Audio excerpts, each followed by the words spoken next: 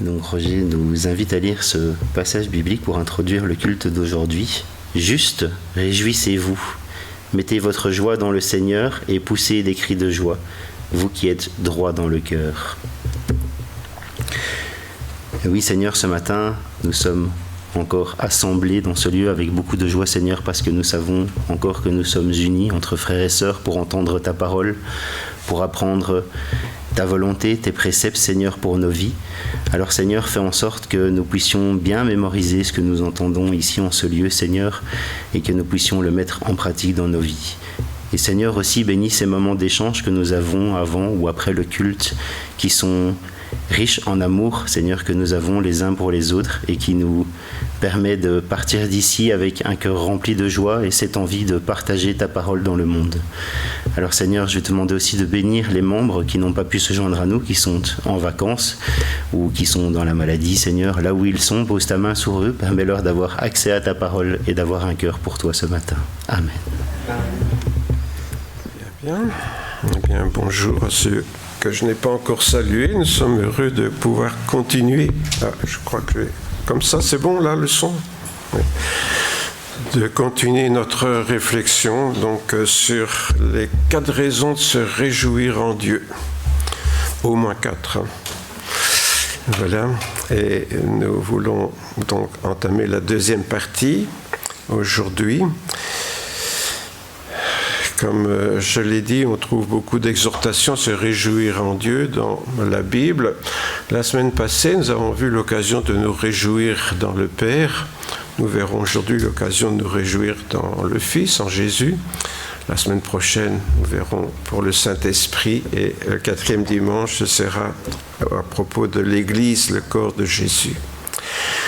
Et donc, on trouve plusieurs exhortations à trouver notre joie en Jésus, plutôt que dans les circonstances de la vie, comme c'est généralement le cas. En général, notre joie dépend des circonstances. Si nous avons des circonstances heureuses, on a gagné à la loterie, je ne sais pas moi, on arrive enfin à se débarrasser d'un fils, il vient de se marier, donc voilà, ou que sais-je moi. Hein. Il y a beaucoup d'occasions de se réjouir dans la vie, mais ici, l'idée, c'est qu'on puisse trouver la joie en Jésus indépendamment de tout ça. Parce qu'à côté de ça, bien sûr, il y a des occasions de tristesse, des deuils, des maladies, que sais-je, moi. Et là, en général, alors, on perd toute joie. Et ici, ce que nous allons voir, c'est une sorte de défi, puisqu'il est question de garder notre joie intérieure en toutes circonstances. Ça ne veut pas dire que quand quelqu'un meurt, on va sauter de joie, mais ça veut dire qu'on reste serein malgré tout, parce que notre cœur est en paix. Se réjouir donc des circonstances de la vie, bien sûr, n'est pas mauvais. Hein. Je ne suis pas en train de dire qu'il faut se réjouir en Dieu au lieu de se réjouir dans les circonstances de la vie. C'est normal que lorsqu'on a des choses joyeuses, qu'on les partage avec notre entourage. Mais le problème pour les chrétiens, c'est d'oublier qu'il y a une autre joie possible, qui est une joie donc intérieure, indépendante des circonstances extérieures de la vie. Cela explique sans doute que trouver notre joie en Jésus paraît souvent comme un concept peu accessible, je dis pour les chrétiens ordinaires. Parce que je suis toujours frappé de voir que beaucoup de chrétiens font la différence entre ce qu'on est, des simples chrétiens, et les pasteurs ou que sais-je, moi, les anciens. Eux, c'est normal qu'ils soient spirituels, mais les autres, c'est pas vraiment une obligation. Alors que dans nos églises évangéliques, il n'y a pas de différence entre le pasteur et les autres chrétiens, sinon le ministère qui est d'apporter la parole. Mais je ne suis pas mieux que vous, bon, et vous n'êtes pas mieux que moi. Ça veut dire qu'on est tous logés à la même enseigne, amenés à se battre avec, est-ce que j'oserais dire, nos vieux démons, parce que non, je ne vais pas dire ça, certains pourraient prendre ça à la lettre et croire qu'on est encore possédé par je ne sais quel mauvais esprit, mais notre vieille nature, c'est-à-dire notre nature animale, tout simplement. En fait, l'être humain a une origine lointaine mais très animale, et ça reste toujours au fond de lui-même, ses instincts, ses pulsions, qui nous poussent à avoir des comportements exactement comme notre chien, qui est fâché ou qui est content, etc., en fonction, lui, des circonstances. C'est pour cette raison donc, que trouver notre joie en Jésus n'est que rarement une expérience spontanée. Et nous verrons que c'est toujours le cas, que ce soit avec le Père, le Fils ou l'Esprit de Dieu. C'est quelque chose qu'il faut rechercher. Pourquoi ? Parce que c'est la suite d'un profond désir. Encore faut-il que ce désir soit en nous. Et bien sûr, c'est pour ça que je partage quelques réflexions avec vous, dans l'espoir que ce désir va pouvoir naître au plus profond de notre cœur. Parce que si le désir est là, forcément, il y a la recherche qui suit.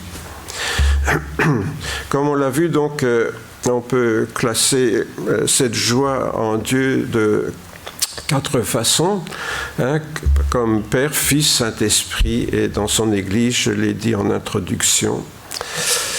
Alors la joie fondée sur la découverte de notre Père Céleste, nous l'avons vu la semaine passée. Aujourd'hui, nous verrons la joie de la relation avec son Fils, Jésus. C'est important, cette relation avec Jésus. Notre Père Céleste, il est souvent un peu loin, tandis que Jésus, on le sent beaucoup plus proche de nous. Et la joie, bien sûr, qui est le fruit du Saint-Esprit, nous le verrons la semaine prochaine, et la joie d'être guidé, protégé au sein de l'Église du Seigneur. Alors on va voir ensemble dans la Bible quelques bonnes raisons de nous réjouir en Jésus, et ce qui est tout à fait normal, bien sûr, pour chacun d'entre nous. La joie donc naît d'une relation personnelle avec Jésus. Qu'est-ce qu'on entend par relation personnelle ? Eh bien, c'est le fait que le jour où nous avons accepté Jésus dans notre vie, il est venu en nous au travers de son esprit. Et maintenant, il y a cette possibilité d'entretenir cette relation avec Dieu au travers de Jésus-Christ. Alors, on n'y fait pas toujours attention, mais notre relation avec Jésus peut se faire à 3 niveaux. Alors, vous voyez, j'essaye un petit peu de décomposer pour que vous voyez toutes les possibilités qui s'ouvrent à nous. On peut d'abord se réjouir auprès de Jésus, se réjouir de cette présence dans notre vie, à nos côtés, réaliser que Jésus est là. On va voir que plusieurs passages de la Bible nous exhortent à cela. La deuxième chose, c'est se réjouir de ce qu'est Jésus pour nous. S'émerveiller de ce qu'il est dans notre vie. C'est un peu comme pour toutes les personnes qu'on aime finalement. On est content qu'il soit là près de nous, et puis on est content pour ce qu'il est, pour l'amour dont nous sommes l'objet. Et enfin, se réjouir avec et pour Jésus. Parce que quand on aime quelqu'un, on se réjouit quand il est content, on pleure quand il pleure. Et c'est ce que Jésus a fait quand il était sur cette terre, mais c'est ce qu'il continue à faire et ce qu'il nous invite à faire aussi. Alors voilà, se réjouir de la présence de Jésus, je pense que c'est assez spontané. On dit, ah oui, Jésus est au milieu de nous selon sa promesse, vous connaissez ce verset, et on le répète souvent. Mais les 2 autres, c'est peut-être moins fréquent, où on se réjouit de son amour, certes, mais de partager les joies du Seigneur Jésus, je pense que c'est moins fréquent. Alors on va reprendre, se réjouir donc de ce qu'est Jésus, d'avoir Jésus à nos côtés. J'aime bien ce mot savourer sa présence, jouir de cette présence, dire je suis content que tu sois là. Vous savez, c'est quelque chose, à notre âge, Françoise et moi, quand on voit les petits-enfants, on dit on est content de vous voir. Je ne sais pas si eux, ça ne les barbe pas un peu, mais enfin, bon, comme ils sont bien élevés, ils disent « Oui, nous aussi, papy !» Bon, savourer la joie de la présence de quelqu'un qu'on aime. Alors, vous savez, ce que je vais faire, c'est laisser parler différents exemples. Lorsque l'ange est venu annoncer, Gabriel est venu annoncer à Marie qu'elle aurait un enfant. Il a dit, voici la Vierge sera enceinte, elle enfantera un fils, on lui donnera le nom d'Emmanuel, ce qui se traduit par Dieu avec nous. En fait, Jésus, c'est Dieu avec nous. Comme je l'ai déjà dit souvent, Dieu, il est là-haut ou en bas, enfin ça dépend où. Pour les Australiens, c'est en bas, mais pour nous, c'est en haut, voilà. Il est en haut, mais on ne sait même pas à quoi il ressemble, Dieu, honnêtement. On dit c'est un esprit, mais c'est quoi un esprit? Un esprit qui remplit tout l'univers, en raison de plus. On n'a pas la moindre idée de à quoi peut ressembler Dieu. Aussi, pour se révéler à nous, Dieu s'est fait homme dans Jésus, parce que ça, alors on peut voir et on peut comprendre ce qu'il est au travers de Jésus. Donc, en fait, Jésus, on ne peut jamais oublier que c'est Dieu avec nous. C'est pas forcément un copain à qui on tape sur le ventre, là, ou bien alors une roue de secours qu'on met dans le coffre qu'on n'a plus besoin, puis qu'on va rechercher quand on en a besoin. C'est quand même Dieu, hein. C'est pas quelque chose ou quelqu'un sans importance. Alors Jésus lui-même dira, je suis venu afin que les brebis aient la vie et qu'elle l'ait en abondance. Moi, je suis le bon berger. Le bon berger donne sa vie pour ses brebis. Je connais mes brebis me connaissent. J'ai encore d'autres brebis qui ne sont pas de cette bergerie. Celles-là, il faut aussi que je les ramène.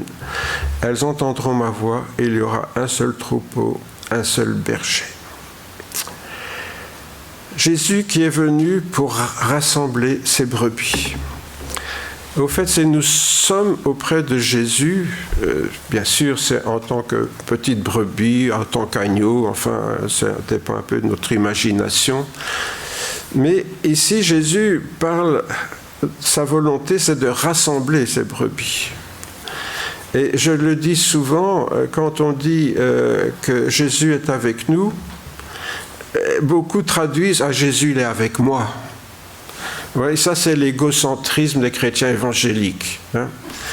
Et voilà, Jésus il est venu pour eux tout seul. Voilà, les autres c'est leur problème. Mais Jésus il est venu pour moi. Vous voyez, cet égocentrisme qui est propre à nos églises évangéliques, plus particulièrement, moi chez les catholiques, mais chez nous c'est très fort.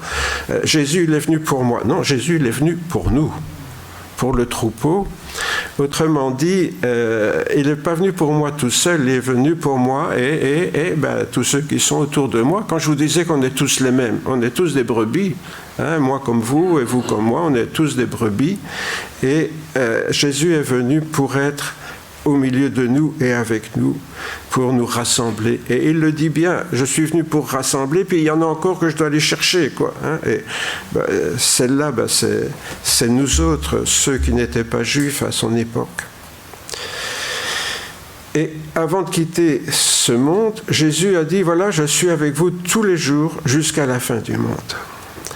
Donc, non seulement Jésus était là quand il était là en chair et en os, si je puis dire, mais maintenant qu'il est remonté près de son Père, eh bien, il est toujours avec nous, présent en esprit parmi nous.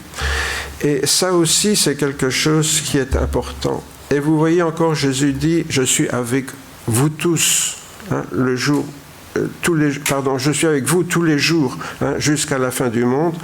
C'est pas seulement donc une présence épisodique ou quelque chose, non, c'est tous les jours.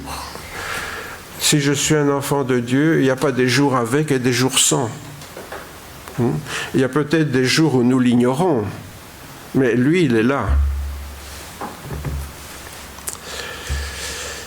Réjouissez-vous, alors ça maintenant c'est l'apôtre Paul qui parle, réjouissez-vous toujours dans le Seigneur, je le répète, réjouissez-vous.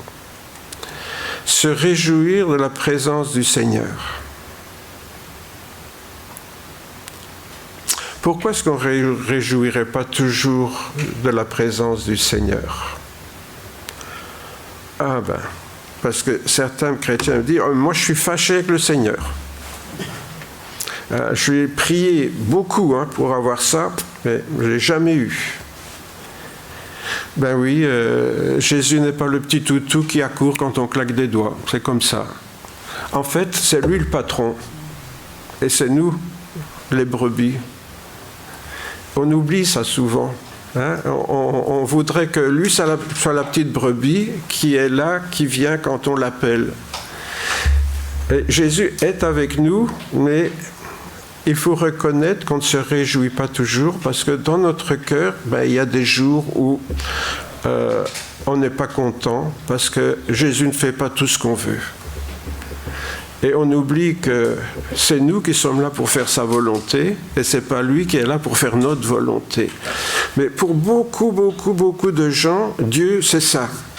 C'est quelqu'un qui est là pour faire ce qu'on a envie, et s'il ne fait pas ce qu'on a envie, basta, on n'a plus besoin de lui.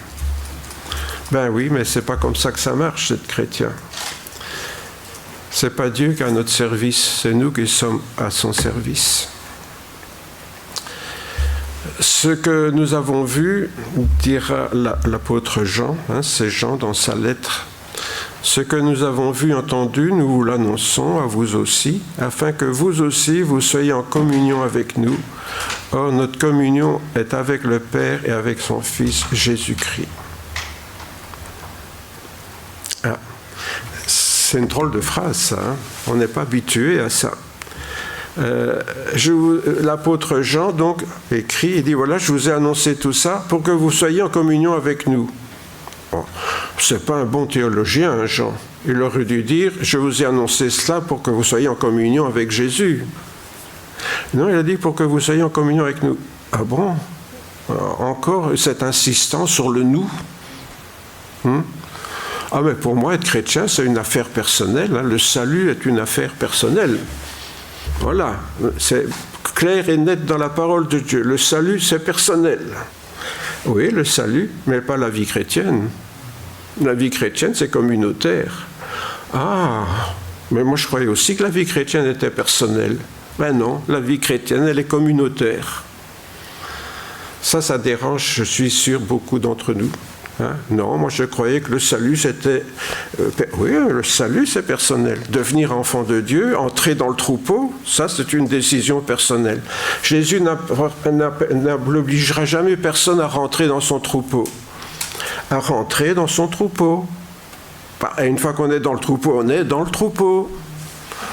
Ah bon...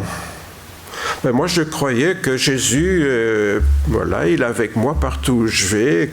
Oui, mais pour vivre dans le troupeau, ben, je dois être au milieu du troupeau, partager ma vie avec le troupeau. Et ça, donc, l'apôtre Jean l'avait très bien compris. Et il dit, ben oui, si vous êtes en communion avec nous, et ben, nous, on est en communion avec le Père et avec Jésus, donc nous serons tous en communion avec le Père.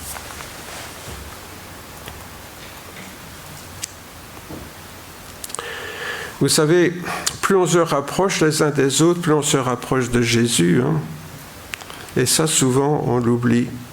On croit qu'on peut grandir spirituellement tout seul dans son coin comme des ermites. Mais non, c'est pas comme ça que ça marche.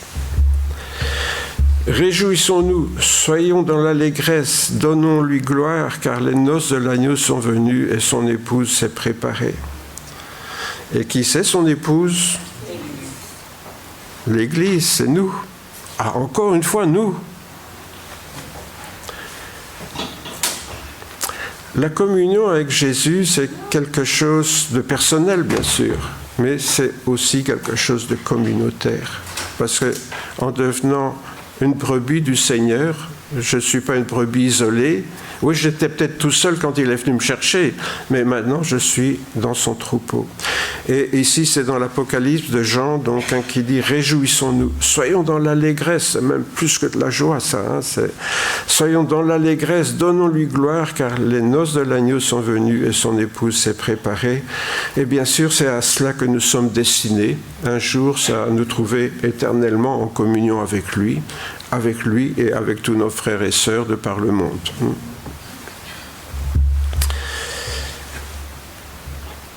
Et dans Matthieu, c'est Jésus qui racontait une parabole et il dit, voilà, son maître lui dit, vous savez, c'est la parabole des différents talents, un reçoit un talent, 2, 5.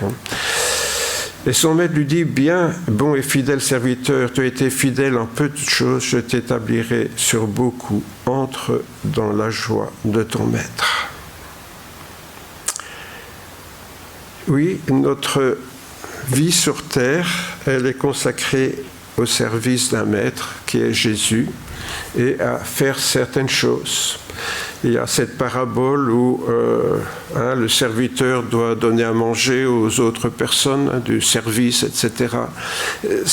Il y a différentes images qui nous montrent que de servir Dieu, c'est finalement servir qui ? Servir son Église, servir son troupeau. Et si nous voulons vraiment entrer dans cette gloire céleste un jour, et être des serviteurs fidèles, c'est à cela que nous sommes appelés, c'est être au service les uns des autres. Alors c'est vrai, il y a des services qui se remarquent plus. Moi, mon service, tout le monde le voit.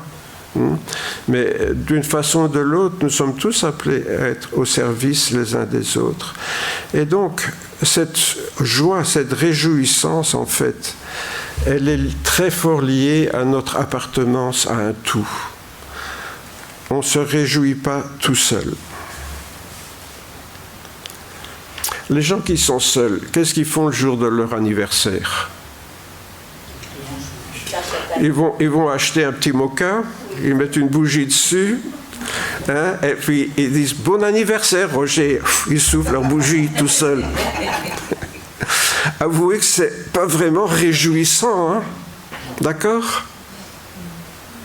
C'est gai, c'est réjouissant, quand on est ensemble.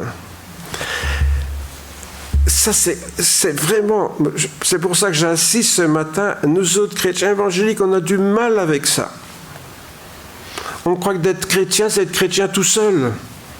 Mais non, c'est être chrétien ensemble, c'est ça qui donne de la joie. Si on n'a pas compris ça, excusez-moi, on n'a pas compris grand-chose de l'Évangile. Parce que tout ce que je viens de partager avec vous, quand même, c'est dans l'Évangile, hein, dans la Nouvelle Alliance. Donc la communion que nous connaissons avec Jésus depuis notre conversion, c'est sans doute un sujet de joie assez naturel, hein, mais c'est aussi le plus fréquent. Hein. Bien souvent, on remercie Jésus parce qu'il est... On dit, je te remercie Seigneur parce que tu es avec nous, mais avec moi. Hein.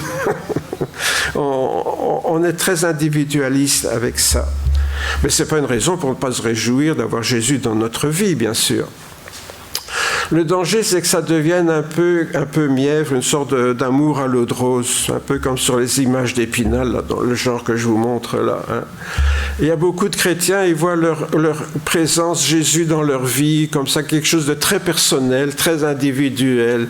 Ah Jésus, mon Jésus, je t'aime. D'ailleurs, il y a des petits cœurs comme ça. Mon Jésus, mon Jésus, mon Jésus, t'es à moi tout seul, mon Jésus.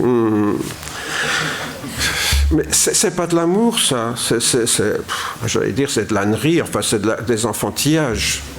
Bon, bien sûr, on est d'abord des enfants spirituels. Hein, et je peux comprendre que quand on vient se convertir, on est très comme ça. Ça, c'est normal, on est un enfant en Christ. Donc, quand on est un enfant, on est très individuel. Hein. Le côté communautaire, de s'occuper des autres, ça vient avec la maturité, ça. Mais un enfant, lui, il est seul au monde. Hein. Tout tourne autour de lui et il voudrait que tout aille en fonction de lui. Bon, donc, d'accord, si je viens de me convertir et que je suis comme ça, c'est normal. Ce qui n'est pas normal, c'est que ça reste comme ça, voyez ? Parce que un adulte qui se comporte comme un enfant, c'est l'infantilisme. Hein. Donc ça devient un peu pathologique. Si je suis un adulte, que je continue à me comporter comme un enfant. Donc, c'est pas que ça soit mal en soi, mais ça peut devenir pathologique quand ça reste comme ça toute notre vie. Mon Jésus à moi tout seul, gna gna gna, et les autres, ils ont leur Jésus à eux tout seuls, et puis on a chacun notre Jésus à nous tout seuls.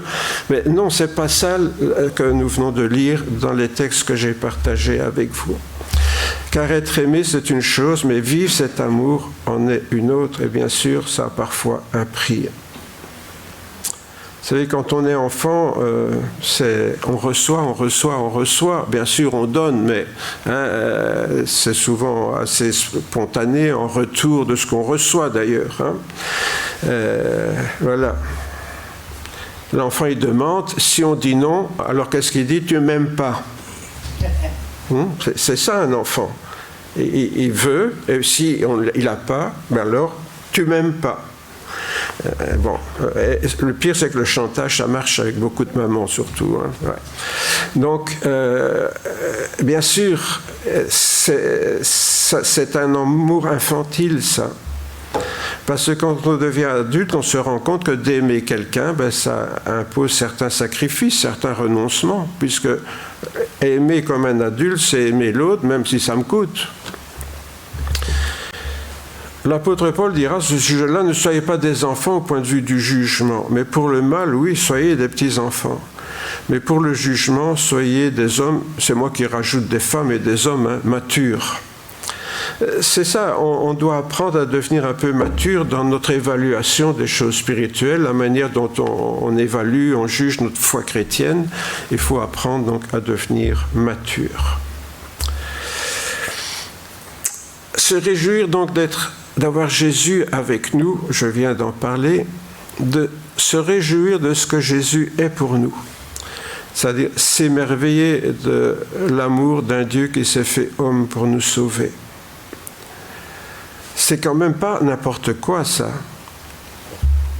Imaginez Dieu dans sa toute-puissance, dans sa grandeur, qui crée l'univers. Et dans cet univers, parmi des milliers de galaxies, il y en a une, la Voie lactée, déjà pas mal grand. Hein. Et puis dans cette Voie lactée, il y a une étoile qui s'appelle le Soleil. Et puis autour de cette étoile, il y a une petite planète qui tourne, qu'on appelle la Terre. Et sur cette Terre, il y a des petites fourmis qui grouillent, qu'on appelle les humains. Et c'est nous. Et Dieu, il s'est fait homme pour nous. C'est avouer que, quelque part, si on réfléchit bien, c'est pas n'importe quoi. Bon. Est-ce que je trouve ça formidable? Ouais. Je vois dans votre regard une sorte de ouais. Je m'attendais à ce que vous sautiez sur votre chaise de joie, hein? Mais non, ouais, ça on le sait bien. Hein? On le sait tellement bien que ça ne nous fait plus rien. Mais avouez que c'est triste quand même. Hein? Quand quelque chose d'aussi extraordinaire ne nous fait plus rien, c'est qu'on est bien vieux. Vous allez me dire, il y en a qui sont nés vieux, hein, même nés de nouveau vieux. Hein, mais bon, voilà. Vous savez que le poisson fut un signe discret de reconnaissance qu'utilisaient les premiers chrétiens au temps des persécutions. Souvent, on croit que c'est la croix qui est le premier signe chrétien. Et non, ça c'est venu plus tard. Le premier signe que les chrétiens ont adopté pour se reconnaître, c'est le poisson. Le poisson, quelle drôle d'idée. Pourquoi? Parce que quand ils étaient persécutés, s'ils n'étaient pas sûrs que quelqu'un devant eux était chrétien, ils faisaient 2 petits traits discrètement avec leurs sandales dans le sol. Et l'autre, mine de rien, il voyait ces 2 traits. Ah, c'est un enfant de Dieu comme moi, c'est un chrétien. C'était donc un signe de reconnaissance. Vous allez dire, ils n'avaient pas encore inventé la croix huguenote. Bon, on leur pardonnera. Hein. Voilà. Non, eux, c'était ce 2 traits croisés, un petit poisson.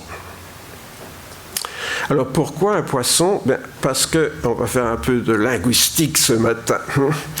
Un poisson, en grec, ça se dit ictus. In ictus. Donc 6 lettres, 6 lettres grecques qui représentaient Jésus pour eux. Pour eux, c'était l'image de Jésus. Ce petit poisson, c'était l'image de Jésus. Pourquoi? Les petits dessins, ça vaut mieux qu'un grand discours.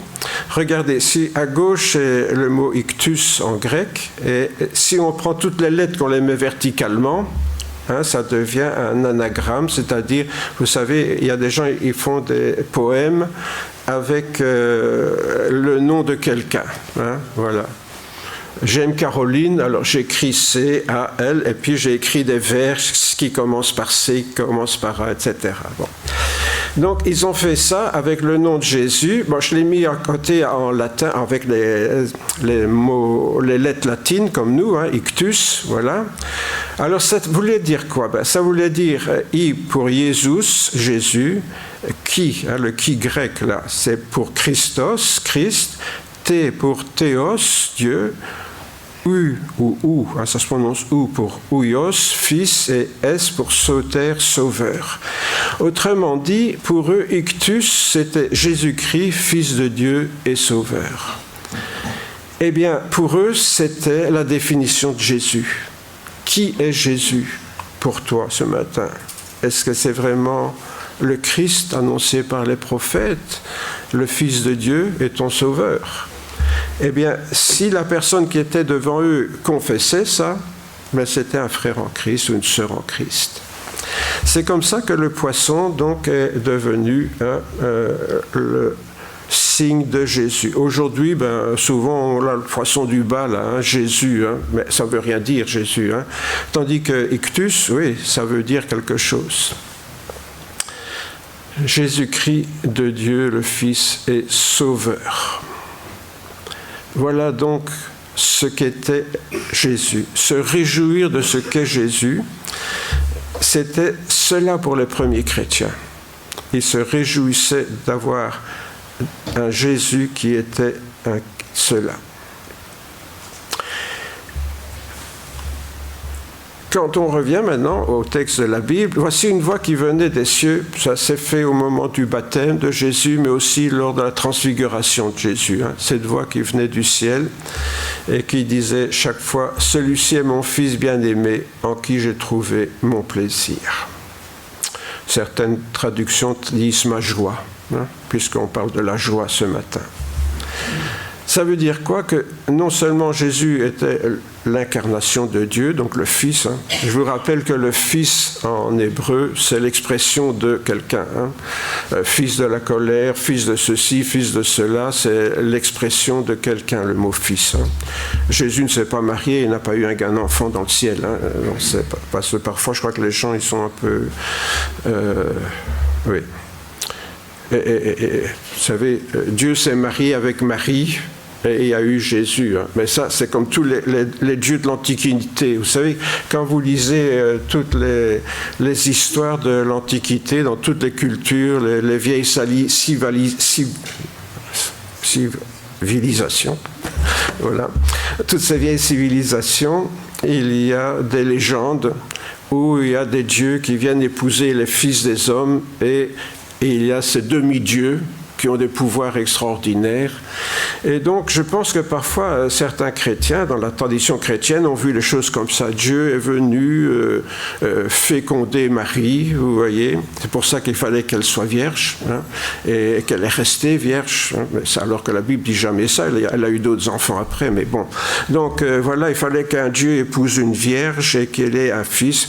Mais alors, Jésus serait un demi-dieu, quoi. Vous voyez, on arrive là à une aberration. Non, c'est Dieu qui a créé Jésus dans Sainte Marie et qui a été venu se manifester aux hommes au travers de lui. Oui, pour revenir à ça, il faut plutôt concevoir que Marie est la mère porteuse. Hein. Voilà, c'est un peu ça en quelque sorte. Hein. Ouais. De cet enfant que Dieu a créé en son sein. Jésus lui dit, il y a si longtemps que je suis avec vous et tu ne m'as pas connu, Philippe. Celui qui m'a vu a vu le Père. Comment dis-tu, montre-nous le Père? Philippe vivait avec Jésus tous les jours. Il voyait Jésus faire des miracles, guérir les gens. Et Philippe lui dit, voilà, montre-nous le Père. Et qu'est-ce que lui répond Jésus? Il y a tellement longtemps que je suis avec vous, celui qui m'a vu a vu le Père. Autrement dit, Jésus estime que c'est au travers de lui qu'on peut voir le Père. Donc, si nous voulons savoir à qui ressemble le Père, Dieu, dans le pur esprit dans le ciel, enfin où vous voulez le mettre, c'est en Jésus qu'on peut se faire une idée de Dieu. Et si on veut montrer Dieu, prouver qu'il existe, c'est en Jésus qu'on peut le voir. Il n'y a pas d'autres preuves tangibles, je dirais, de l'existence de Dieu. Et un jour, donc, Jésus pose cette question aux disciples, qu'est-ce qu'ils disent les gens à propos de moi ? Certains disent que tu es Élie, d'autres que tu es Jean-Baptiste qui est revenu à la vie. Et Jésus leur dit, et vous, qu'est-ce que vous dites ? Et Pierre, il dit, tu es le Christ, le Fils du Dieu vivant. Et Jésus lui dit, tu es heureux, Simon, fils de Jonas, parce que ce n'est pas la chair et le sang qui t'ont révélé cette chose, mais c'est mon Père qui est dans les cieux. Pour comprendre ça, il faut une révélation de Dieu. Il faut accepter cette révélation de Dieu que Jésus est vraiment l'incarnation de Dieu et qu'en voyant Jésus, on pouvait voir le Père. Marthe, le jour où Jésus a ressuscité son frère, mais elle ne l'avait pas encore vu ressusciter son frère, c'était avant, lorsque Jésus lui dit que elle est à la source de la vie, et il dit, est-ce que tu crois cela ? Alors elle dit, oui Seigneur, je crois que tu es le Christ, le Fils de Dieu, celui qui vient dans le monde. Marthe réalise la même chose, que Jésus est le Christ, et non seulement le Fils de Dieu, mais le Fils de Dieu qui est venu dans le monde.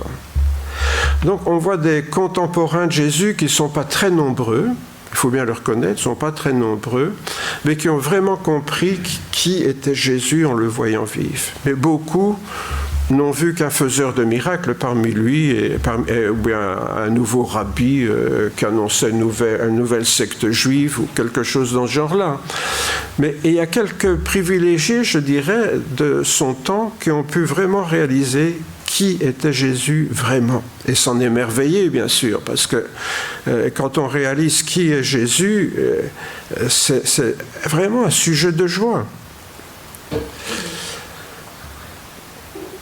C'est pour ça que je dis se réjouir de qui est Jésus. C'est pas se réjouir de ce qu'il fait pour nous, hein. C'est se réjouir de qui il est vraiment. Est-ce que vous avez gardé cette faculté de vous émerveiller ? Vous savez, quand on perd cette faculté de s'émerveiller, c'est qu'on devient vieux. Souvent, il n'y a guère que les poètes qui gardent cette faculté de s'émerveiller. Oh, tu as vu ce coucher de soleil ? Bah oui, il se couche, il fait ça tous les jours. Hein.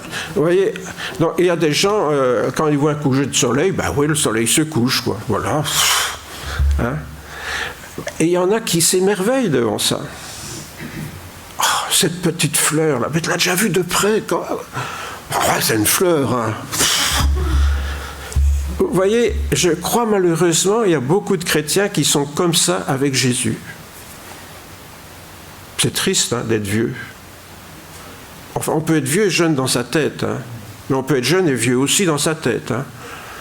Quand j'étais enseignant, j'ai connu des gosses de 8 ans, ils étaient déjà vieux. Hein. Syndicalistes à 8 ans. Hein. Ah oui, ça, ils avaient déjà compris comment ça marche. Hein. Bon. Donc, oui, est-ce qu'on a gardé cette faculté de nous émerveiller de qui est Jésus ?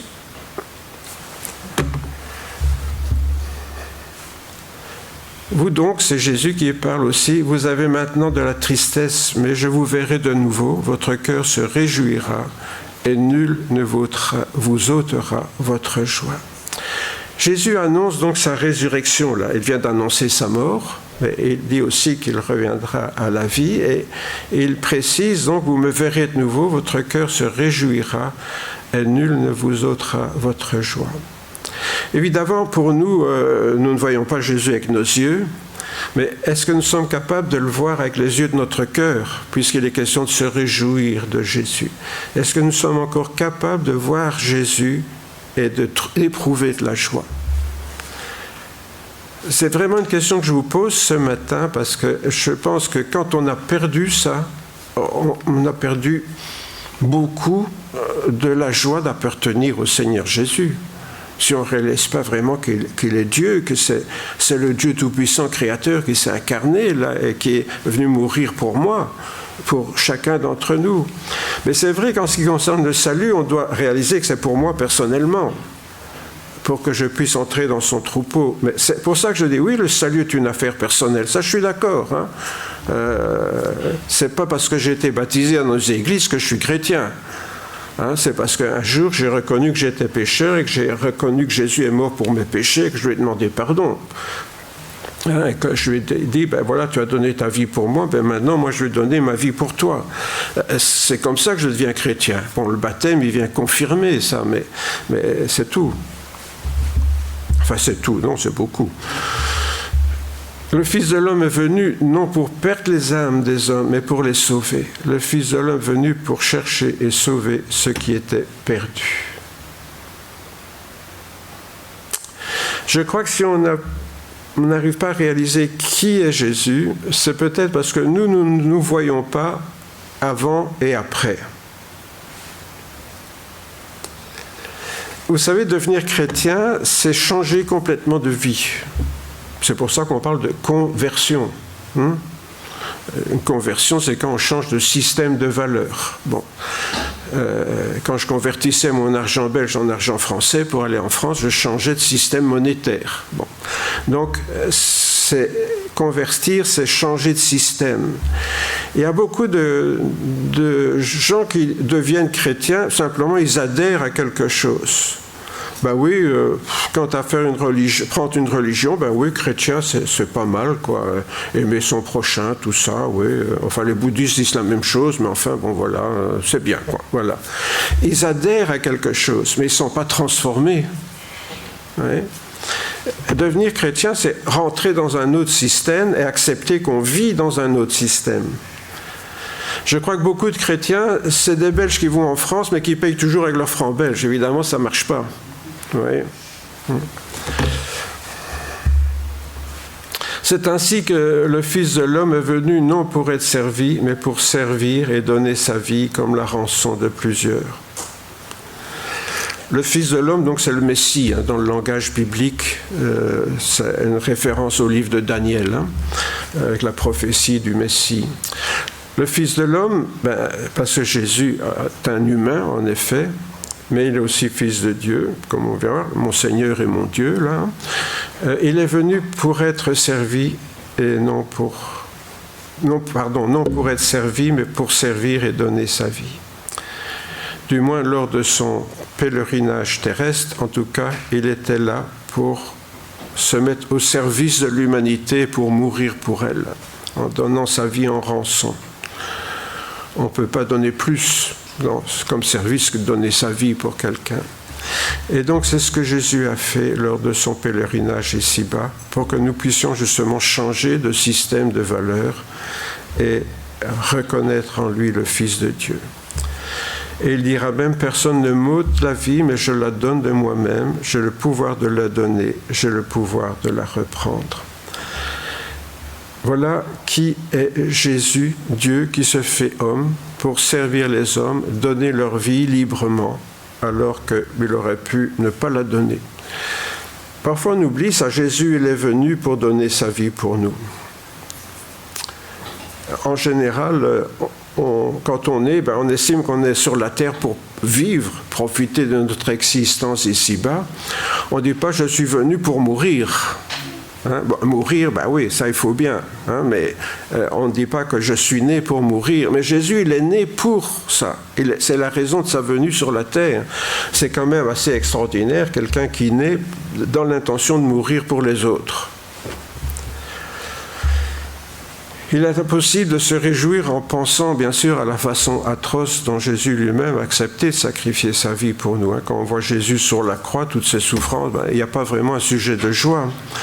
Je crois que c'est notre frère Ruben qui le rappelait lors de la Sainte Seine dimanche passé. Mais pourtant, on peut se réjouir parce qu'on est l'objet de cet amour. Bien sûr, lui, il a payé très cher, mais nous sommes l'objet de cet amour.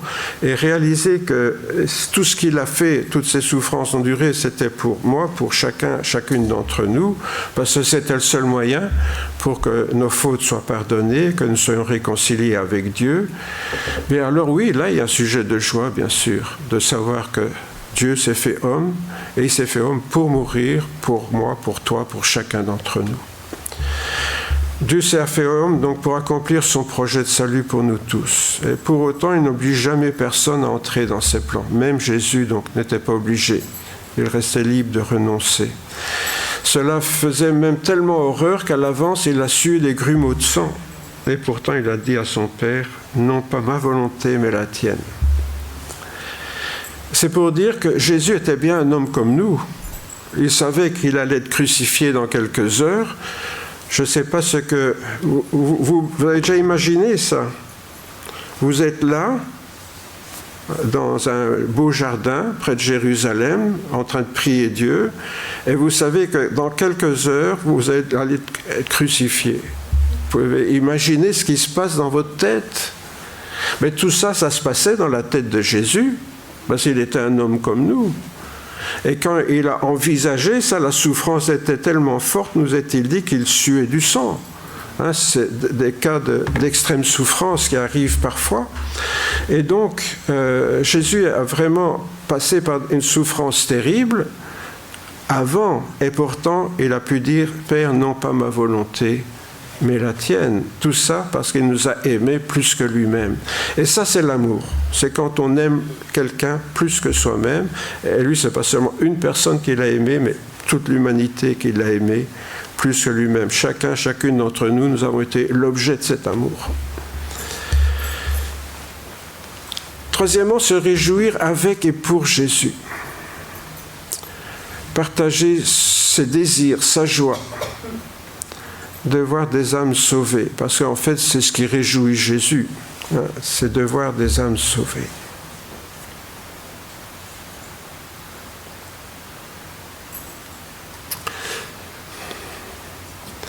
Je me souviens, un jour, on m'avait appelé à prêcher quelque part, et je me souviens, c'était après que j'ai pu accompagner une dame qui était témoin de Jéhovah et qui avait rencontré Jésus. Et cette dame, en découvrant qui était Jésus, c'était extraordinaire.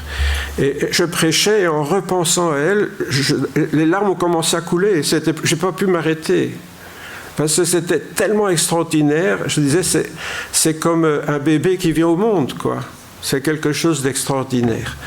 Et ça, c'est la joie de Jésus, ça. La joie de Jésus. De retour à la maison, donc c'est l'histoire du bon berger qui va chercher la brebis perdue, là vous vous rappelez. Hein. De retour à la maison, le bon berger appelle chez lui ses amis et ses voisins et leur dit « Réjouissez-vous avec moi, car j'ai trouvé ma brebis qui était perdue. » Est-ce que c'est la joie que nous éprouvons quand nous voyons une personne qui vient à Jésus?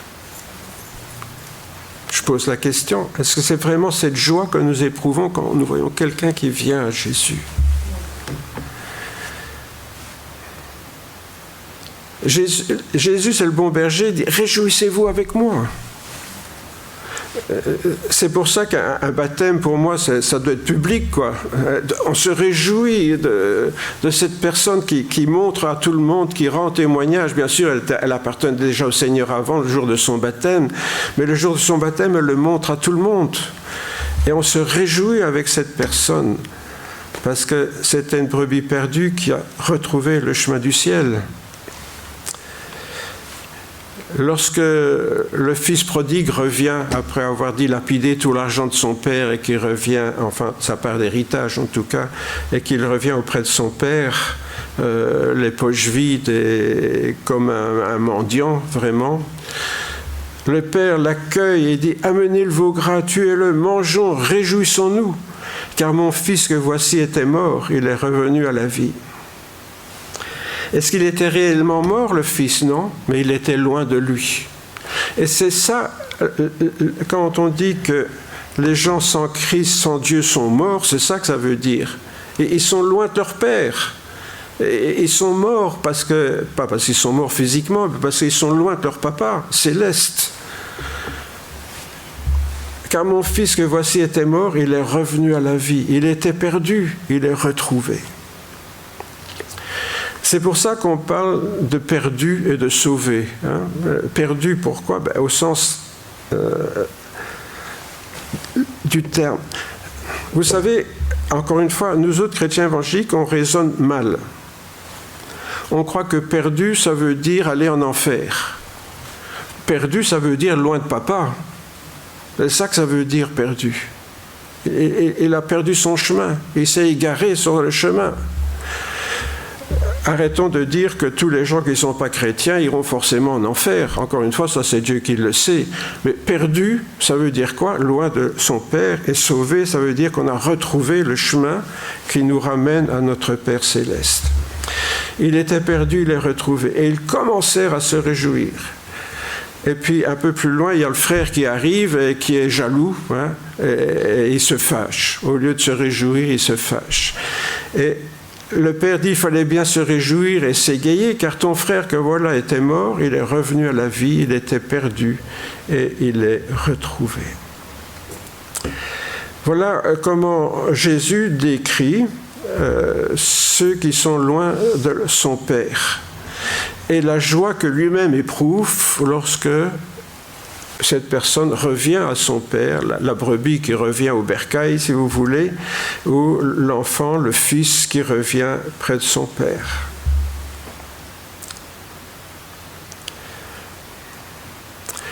Ça veut dire quoi? Ça veut dire que tous les humains, d'une certaine façon, sont des enfants de Dieu. L'être humain a été créé à l'image de Dieu. Tous les êtres humains sont des fils et des filles qui sont égarés loin de leur père. Mais ce sont quand même les enfants. Le problème, c'est qu'étant perdus, ils sont perdus. Et étant morts quelque part, ils sont morts. Et donc, ils doivent revenir, ils doivent être retrouvés et revenir à la vie. C'est les deux termes que l'on retrouve ici. Hein. Il est retrouvé, il est revenu à la vie.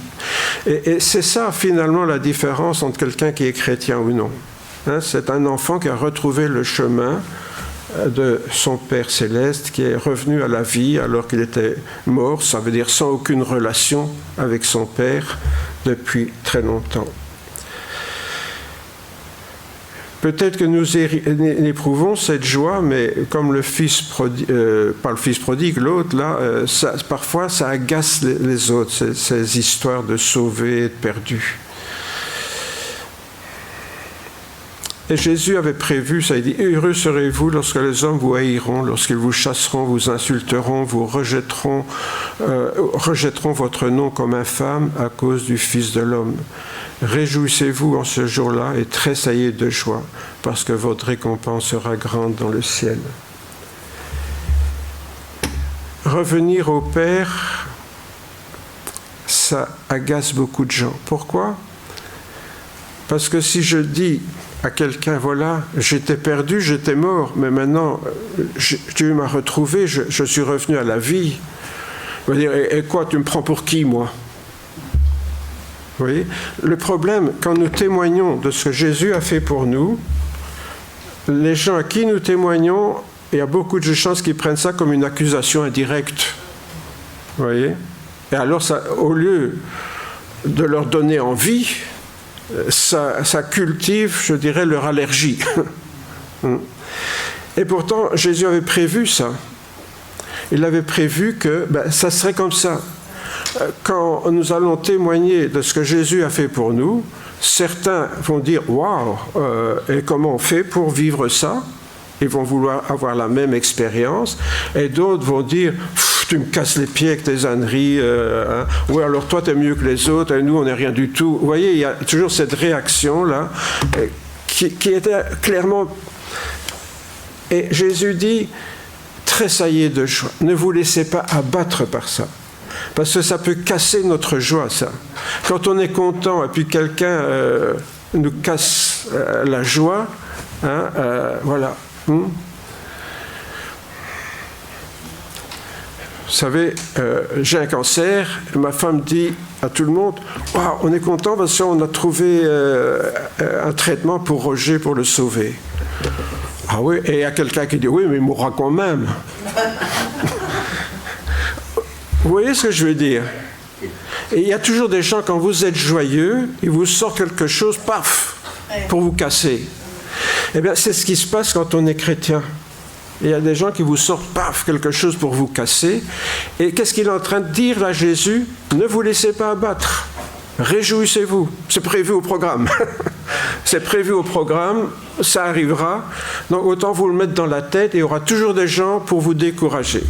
Mais à ce moment-là, tressaillez de joie parce que c'est que vous êtes dans le bon. Sur ce, Thomas appelé Didyme dit aux autres disciples, allons nous aussi afin de mourir avec lui. Vous savez, souvent on dit que Thomas c'est un modèle d'incrédulité. Mais moi je l'aime bien Thomas. Je l'aime bien Thomas. Parce que lorsque Jésus dit qu'il va aller à Jérusalem et que le Fils de l'homme va mourir, qu'est-ce qu'il dit à ses copains, Thomas? Allez, on va tous avec lui, on mourra avec lui. Bravo, hein, Thomas. Bravo, hein, Thomas. Lorsque Barnabas fut arrivé à Antioche et qu'il vit la grâce de Dieu, il se réjouit et les exhorta tous à rester d'un cœur résolu attaché au Seigneur, car c'était un homme plein d'Esprit Saint et de foi. Arrivé à Antioche, donc Barnabas voit qu'il y a des chrétiens là, et il se réjouit de voir des chrétiens là. Il est formidable. Même ici à Antioche, il y a des chrétiens. Hein, alors il les encourage. Allez, restez fidèles, attachés au Seigneur. Hein, voilà, et il les encourage. Le geôlier où Paul et Silas étaient en prison lorsque le tremblement de terre fait ouvrir les portes de la prison, hein, et qui veut se suicider parce qu'évidemment il allait être responsable de tous les prisonniers qui s'enfuyaient. Et Paul qui lui rend témoignage et Silas, et il se convertit. Et donc le geôlier fit monter Paul et Silas dans sa maison, mit la table et se réjouit avec toute sa famille d'avoir cru en Dieu. Découvrir Dieu est un sujet de joie. La brebis qui revient au bercail, le fils qui revient, c'est des sujets de joie qui ne peuvent que susciter la joie. Ce qui caractérise les disciples de Jésus, donc, c'est partager son désir et sa joie de voir des âmes sauvées. Et la volonté, bien sûr, d'y travailler avec lui, quel que soit le combat. Ce qu'on a vu dans les derniers versets, là. Donc, se réjouir avec Jésus, c'était le troisième point. Apprenons à nous réjouir avec Jésus. La plus grande joie que puisse connaître une chrétienne ou un chrétien dans ce monde, c'est d'amener d'une âme au Seigneur. C'est la même joie qu'une mère qui donne la vie à son enfant. Jésus disait à ce propos-là, toute femme appréhende les souffrances de l'accouchement. Hein, bien sûr, quand je ne suis pas une femme, mais enfin, j'imagine, hein, quand on sait que le moment d'accoucher va arriver, ben, maintenant, bien sûr, on fait des péridurales, mais à l'époque, ça n'existait pas. Et donc, il y avait cette appréhension de mettre un bébé au monde. Et puis, une fois que le bébé est né, bien sûr, lorsque le petit bébé vient sur son ventre et cherche son sein pour le téter, là, c'est la joie complète pour la maman. Hein. Donc, c'est la souffrance qui laisse la place à la joie. Et c'est vrai que si travailler avec le Seigneur peut être un sujet de découragement, de critique, de moquerie ou que sais-je encore, quand on voit une âme qui vient au Seigneur, bien sûr, ce n'est pas nous qui la convertissons, c'est le Saint-Esprit qui la convertit, mais nous lui avons montré le chemin. Hein, nous sommes des témoins, donc on est des poteaux indicateurs. On lui a montré le chemin et on voit qu'elle a suivi ce chemin et qu'elle a rencontré Jésus. Eh bien, on a cette joie, un peu comme une maman qui met un enfant au monde. Alors ça, bien sûr, c'est la plus grande joie que je vous souhaite à tous, si vous ne l'avez pas encore vécu. Hein, la joie de pouvoir amener une âme au Seigneur. C'est la plus grande joie, je crois, qu'on peut vivre, qu'on peut connaître ici-bas. Cette joie de amener quelqu'un à la nouvelle naissance. Et ce qu'il y a de bien, mes frères, c'est valable pour les hommes comme pour les femmes. Oui, voilà. Si vous ne savez pas ce que c'est que de mettre un bébé au monde, conduisez une âme au Seigneur et vous le connaîtrez. Voilà ce bonheur-là, même les hommes. À cette époque donc, de numérique et des réseaux dits sociaux, beaucoup de personnes se sont réduites à compter leurs amis en fonction du nombre de likes qu'ils reçoivent leurs publications.